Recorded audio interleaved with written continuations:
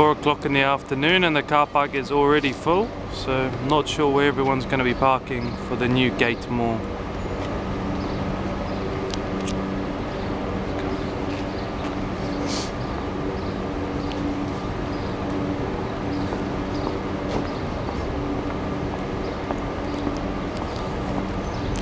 Looks like some shops are open. Yeah.